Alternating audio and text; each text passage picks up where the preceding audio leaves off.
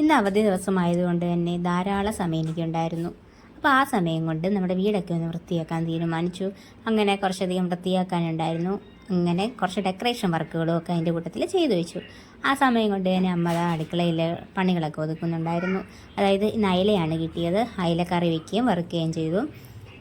ഇപ്പോൾ കുറച്ച് നാളായിട്ട് അയിലയാണ് കൂടുതലായിട്ടും കിട്ടുന്നത്. അപ്പം അയില നമ്മളിവിടെ തേങ്ങാക്കറിയാണ് വെച്ചത്. അതുപോലെ തന്നെ അയില വറുക്കുകയും ചെയ്തു. പിന്നീട് നമ്മൾ കടയിൽ പോയി പച്ചക്കറി വാങ്ങിയിട്ടുണ്ടായിരുന്നു. നമ്മൾ കോവയ്ക്കയാണ് വാങ്ങിയത്. അപ്പോഴത്തേക്കും വിഷുവിന് കപ്പ ഉണ്ടപ്പോൾ കപ്പ വേണം. അങ്ങനെ അതും വാങ്ങി നമ്മൾ ഈ കപ്പ പുഴുങ്ങിയതിൻ്റെ കൂടെ എന്തൊക്കെ കറി ഉണ്ടെങ്കിലും എനിക്കിത് ഈ ഒരു സംഭവം നിർബന്ധമാണ് കേട്ടോ. ഇത് നമ്മുടെ സാധാ മുളക് ചമ്മന്തി. ഇതിനകത്ത് ഞാനിപ്പോൾ തൈരല്ല ചേർത്തിരിക്കുന്നത്, അതിന് പകരം പിഴുപുളിയാണ് ചേർത്തിരിക്കുന്നത് കേട്ടോ.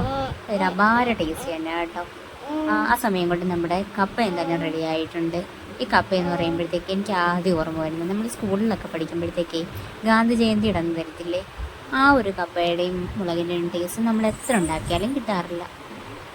ആ സമയം കൊണ്ട് തന്നെ നമ്മളുടെ മെഴുക്ക് വരട്ടിന്ന് റെഡി ആയിട്ടുണ്ട്. അപ്പം ഞാൻ പറഞ്ഞു ഇന്ന് എന്താണെന്നറിയാമോ? ഇന്ന് ഉച്ചയ്ക്ക് നമുക്ക് കഴിക്കാൻ ചോറിൻ്റെ കൂടെ സ്പെഷ്യലായിട്ടുള്ളത് നല്ല നാടൻ കപ്പ പുഴുങ്ങിയതും അതിനോടൊപ്പം തന്നെ നല്ല മുളക് ചമ്മന്തിയും മീൻ കറിയും മീൻ വറുത്തതും, അതായത് അയിലക്കറിയോ അയില വറുത്തും. അപ്പോൾ ഇതും കൂട്ടി നമുക്കൊരു പിടിയങ്ങ് പിടിക്കാം.